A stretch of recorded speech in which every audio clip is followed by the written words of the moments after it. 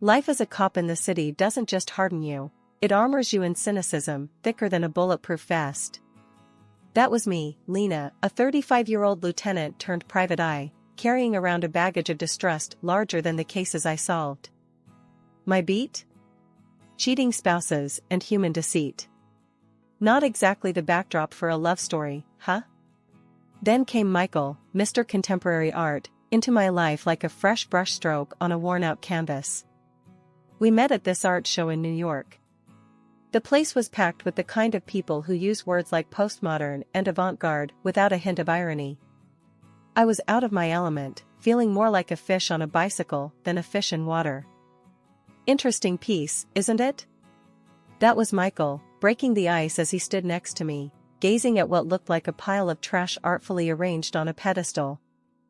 I glanced at him, then back at the art. If by interesting you mean I've seen better-looking garbage in an alley, then yeah, fascinating. He laughed, a rich, hearty sound that made more than a few heads turn. I'm Michael, he said, extending his hand. Lena. And before you ask, no, I don't get modern art. I'm just here to support a friend. That's refreshing.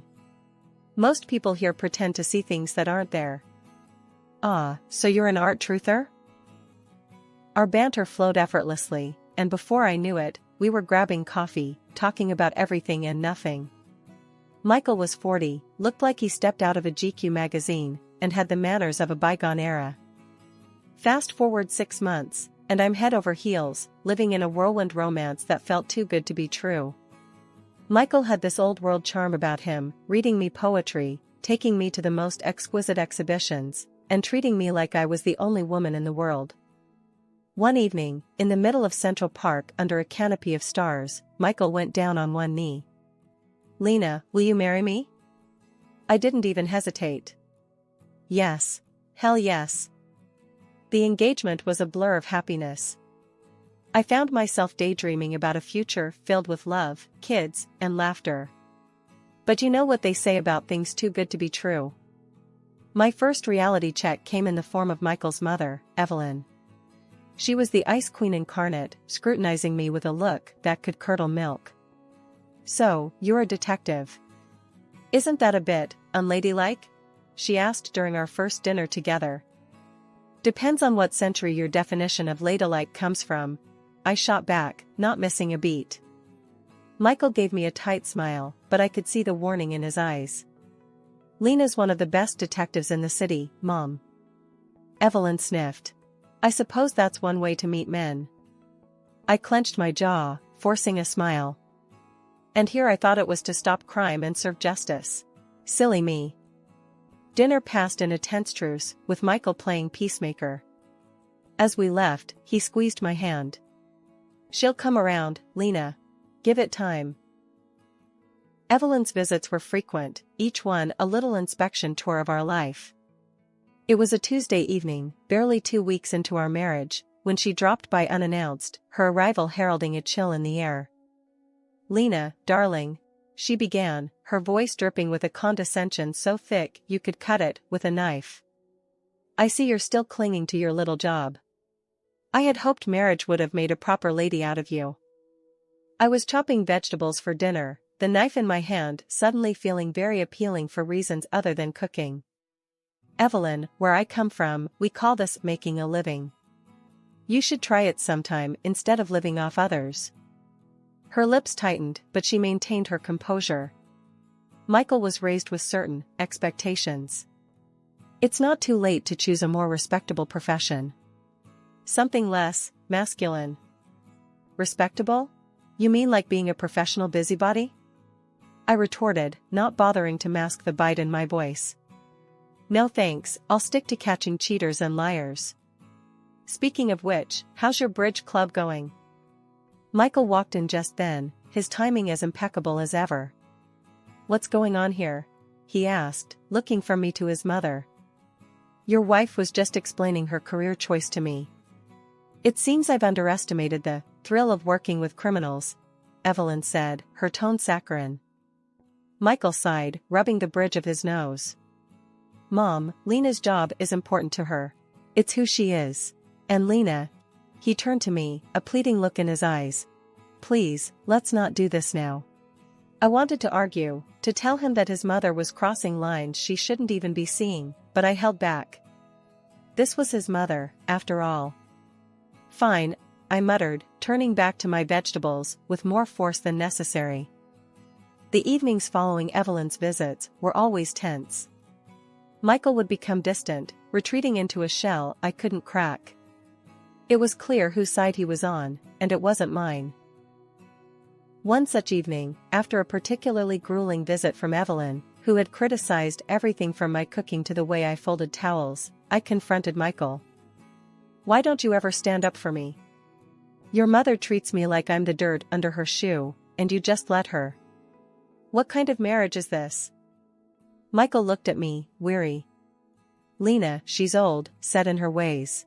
What do you want me to do? Disown her? No, I want you to have my back. To tell her she can't walk all over me, us. Is that too much to ask? He sighed, running a hand through his hair. I'll talk to her, okay? Just give it some time. She'll come around. But she didn't. And neither did he. The divide grew, Evelyn's disdain and Michael's inaction wedging a gap between us that felt insurmountable. It was clear this was more than just a rough start. This was a glimpse into what my future held if something didn't change. Living with Michael started to feel like I was in one of those dramatic TV shows where the cracks slowly start showing in the perfect facade. He worked at this fancy art gallery, which sounded posh until you realized his paycheck was as unpredictable as the weather in spring. Meanwhile, I was doing pretty well for myself, pulling in enough to keep us comfortable, living in a spacious apartment in a nice part of the city. I remember one evening, the conversation at dinner turned towards the future. I was talking about maybe, eventually, wanting to buy a house, have a bit of space for when we decided to start a family. Michael, fork halfway to his mouth, paused and gave me this look. Lena, I'm not sure where you're getting these ideas from. We don't need a house. And me getting another job? That's not on the table. I put my fork down, trying to keep my voice level. It's not about needing, Michael. It's about planning for the future. And it wouldn't hurt to have a more stable income, you know? He laughed, a sound that used to warm my heart but now just grated on my nerves. You and your obsession with money. It's always about the bottom line with you, isn't it? Money isn't everything, Lena. I could feel the anger bubbling up inside me. Easy for you to say when you're not the one worrying about paying the bills every month. I'm not obsessed with money. I just don't want to end up struggling. Michael shrugged, going back to his food like we were discussing the weather. I'm happy with our life as it is. You're the one who's never satisfied. I stood up, my appetite gone. Maybe I wouldn't be so focused on money if you contributed more than just criticism about how I manage ours. He didn't look up. I contribute in other ways. Not everything is about money, Lena. That night, I lay in bed, staring at the ceiling, thoughts racing. It wasn't just about the house or the kids or even the money. It was about respect, partnership, and support, none of which seemed to matter to Michael as long as the status quo kept his life easy. His accusations of my so-called obsession with money were a convenient deflection from his unwillingness to confront the reality of our situation. On what started as a mundane Sunday, the living room transformed into the stage for an unexpected drama when Evelyn, my not-so-beloved mother-in-law, decided it was the perfect day for a visit. With her arrival came an air of tension, thick enough to slice through. She was glued to her phone, her voice fluctuating between panic and confusion, as she navigated through a conversation that set off every red flag in my book. And you're saying my social security number has been suspended? How much do I need to pay to fix this? Evelyn's voice cracked as she fumbled through her purse, pulling out her checkbook and a slew of documents, her hands shaking with a mix of age and fear. I was in the kitchen, coffee in hand, when my ears picked up the mention of Social Security and payment. Years on the force had honed my instincts, and every fiber of my being screamed, scam. I rushed into the living room, my approach silent but swift. Evelyn, hang up the phone. It's a scam, I interjected, my voice firm yet composed, hoping to convey urgency without inciting panic. She whipped around, eyes wide with shock and offense. I beg your pardon. I'm handling this, Lena. There's no need for your intrusion. But before she could continue her protest, I reached out, my hand clamping down on the phone, and ended the call with a decisive click. The room fell into a stunned silence, the air thick with tension. Evelyn recoiled as if I had slapped her, her face contorting into an expression of fury and disbelief. How dare you? That was incredibly rude and uncalled for. Who do you think you are, treating me like some naive child? Michael, drawn into the living room by the commotion, stood at the threshold, his expression a mix of concern and frustration. Lena, what's going on? Why are you upsetting my mother? I turned to him, my frustration mounting. That call was from scammers, Michael. They were trying to con Evelyn out of her money by claiming her social security number was suspended. This is a common tactic. I've seen it 100 times. Michael rubbed the back of his neck, a gesture I knew meant he was in a tight spot. Okay, but couldn't you have been a bit more diplomatic about it? Evelyn, gathering her things with trembling hands, shot me a look that could curdle milk. I don't need to be saved, especially not by someone who treats me with such disrespect. I'm leaving. We'll see what the bank says about this so-called scam. She stormed out, leaving a cold silence in her wake. Michael sighed, looking between the door and me. Lena, I know you meant well, but you have to handle things more gently, especially with my mother. I felt a twinge of guilt but stood my ground. I know it seemed harsh, but there wasn't time for pleasantries. Scammers rely on creating a sense of urgency. Hesitation could have cost her dearly. The next day, curiosity and a hint of guilt nudged me to call Evelyn. The phone rang 3 times before she answered, her voice cold and clipped. What do you want, Lena? I just wanted to check in after yesterday. Did you talk to the bank about the call?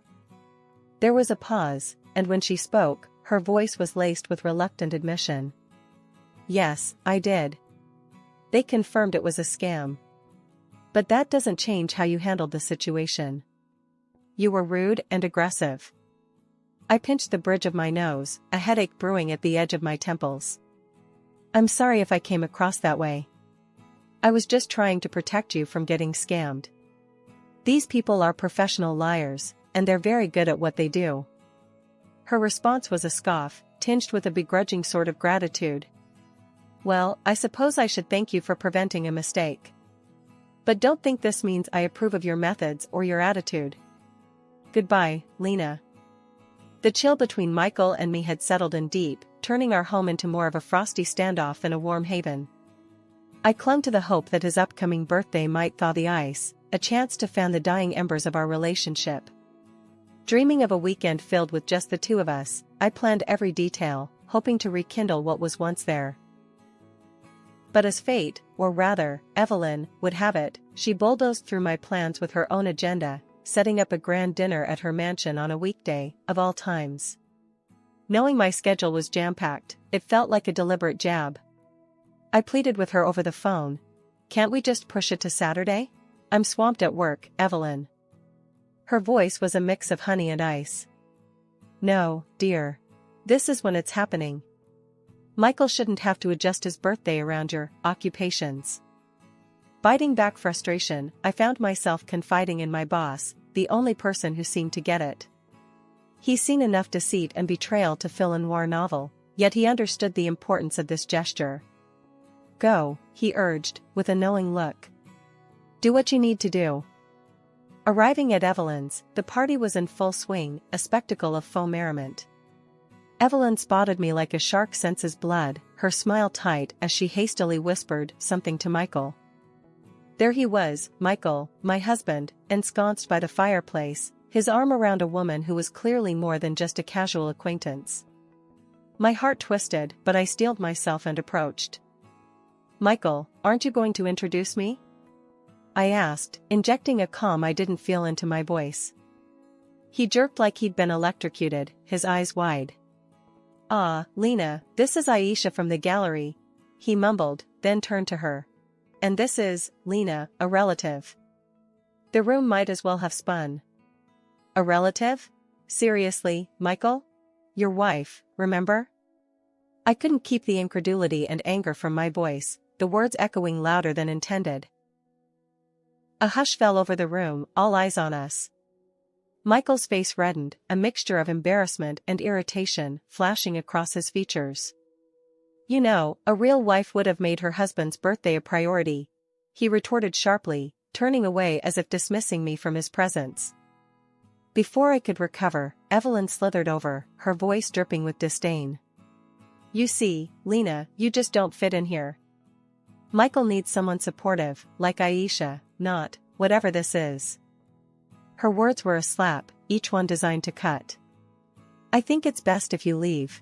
You're clearly not wanted here," she hissed, gesturing towards the door as if banishing me from my own life. "You know what, Evelyn? Maybe you're right. Maybe I don't belong in a family that thrives on lies and deception." With dignity I barely felt, I walked out, the silence of the night wrapping around me like a cold embrace. After the debacle at Michael's birthday and the cold truth that followed, I knew I needed solid proof if I was going to end this marriage on my terms. The thought of tailing Michael myself was too much. I'm used to digging up dirt on strangers, not the man I once thought I'd grow old with. So, I turned to Dave, a colleague of mine with a knack for uncovering the most discreet affairs. "Hey, Dave, I need a favor," I said, trying to keep my voice steady over the phone. "Anything for you. What's up?" His reply was immediate, the loyalty in his voice a small comfort in my storm of betrayal. "It's Michael. I know he's seeing someone. I need evidence," I confessed, feeling a mix of relief and dread admitting it out loud. "Say no more.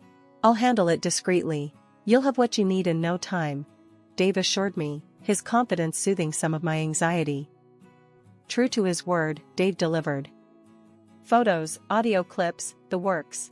It was damning. The woman, Aisha, was indeed more than just a colleague.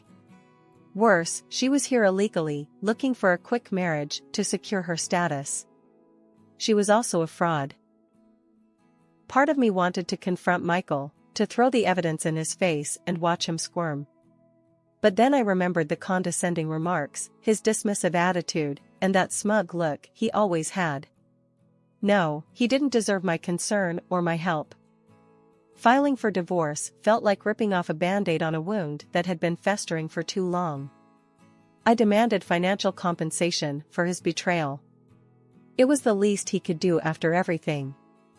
The fallout was explosive. Evelyn, ever the dragon lady, took his side, painting me as the villain. But I stood my ground, fueled by the evidence and the injustice of their accusations. The ink on the divorce papers wasn't just dry, it was a testament to a new chapter one was desperate to write for myself. Opening my own detective agency wasn't just a dream come true, it was a rebirth, a new dawn from the ashes of my past life with Michael. The agency quickly gained a reputation for discretion and effectiveness, a reflection of the lessons learned from my personal saga. One day, as the sun poured into my new office, illuminating the framed license on the wall, Jessie, my right-hand woman and friend, popped her head in. "Boss lady, you've got a minute? We've got a potential big case. A woman suspecting her husband of having an affair.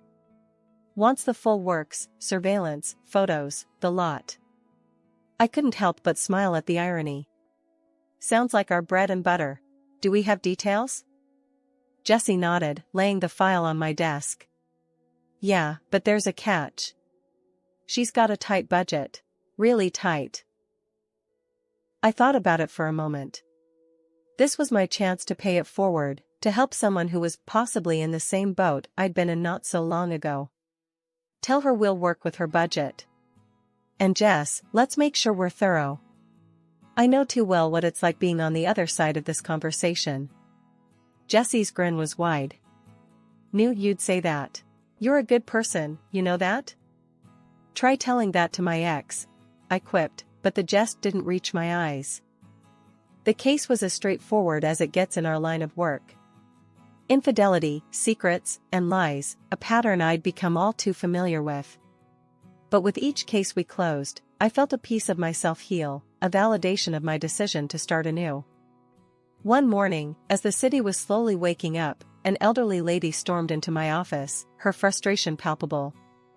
She was ranting to my receptionist about her son's wife who had apparently vanished with a considerable amount of money, leaving them in financial ruin. She insisted on speaking with the owner, mentioning something about needing a payment plan. Curious, I decided to meet her myself. Imagine my surprise when I came face to face with Evelyn, my former mother-in-law. The shock in her eyes mirrored mine, but embarrassment quickly took over her features. "I run this agency, Evelyn. How can I help?" I managed to say, my voice steady despite the turmoil inside. Recognition dawned on her, followed by a flicker of shame. But, true to form, she recovered quickly, her desperation making her bold. "Lena, you have to help me find her, the woman who ran off with my son's money. Michael's in shambles. Do it for family's sake, without charge." The audacity of her request left me speechless for a moment. The same woman who sided with Michael without a second thought now stood in my office, asking for a favor as if the past had never happened. "Evelyn, first, we're not family. Second, I run a business, not a charity for wayward ex-in-laws," I responded, my tone firm. The irony of the situation wasn't lost on me, but I wasn't about to let old wounds dictate my decisions. "But Lena, after everything, can't you do this one thing? It's the least you could do," she pressed, her voice a mix of plea and demand. I couldn't help but laugh, albeit bitterly. "The least I could do? Evelyn, after your son cheated on me, you expected me to just forgive and forget? I suggest you go to the police. They're better equipped to handle missing persons and fraud." She stood there, flabbergasted, as if the thought of me refusing her had never crossed her mind.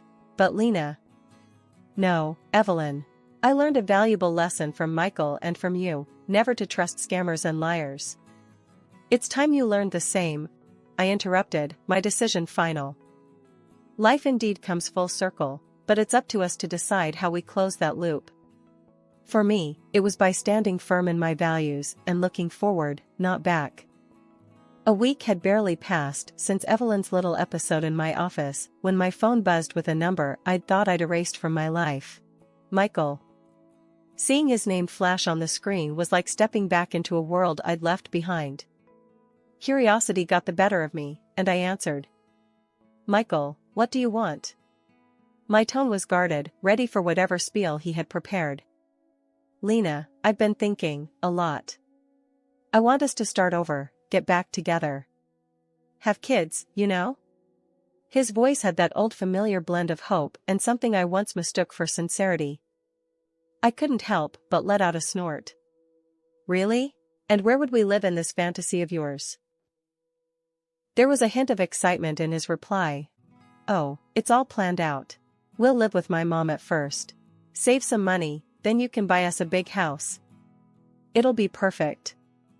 I laughed, louder this time, the absurdity of the situation hitting me full force. "You're just as arrogant as ever, Michael. You think I'd come back, just to play house with you and your mom, and then foot the bill for a big house?" He stumbled over his words, the desperation clear in his voice. "But Lena, I've changed. We can fix everything. Please." The silence stretched between us as I considered the years wasted, the tears shed, and the painstaking journey to rebuild myself from the ruins he'd left behind. "Michael, you haven't changed a bit. Goodbye." With that, I hung up, the finality of the gesture sealing the door on the past. As the silence settled around me, a sense of peace enveloped my heart. The call, absurd as it was, served as the ultimate validation of my growth, my resilience, and my independence. I had built a new life, a successful career, and reclaimed my sense of self, none of which would have been possible had I stayed trapped in a marriage that diminished me. Michael's call was nothing more than a blip on the radar, a fleeting reminder of how far I'd come. The future stretched out before me, bright and filled with promise, a blank canvas ready to be painted with new dreams, new challenges, and new achievements. As I turned my attention back to the work that had given me purpose and a sense of belonging, I knew that whatever came next, I was ready. After all, the best revenge is living well, and I intended to do just that.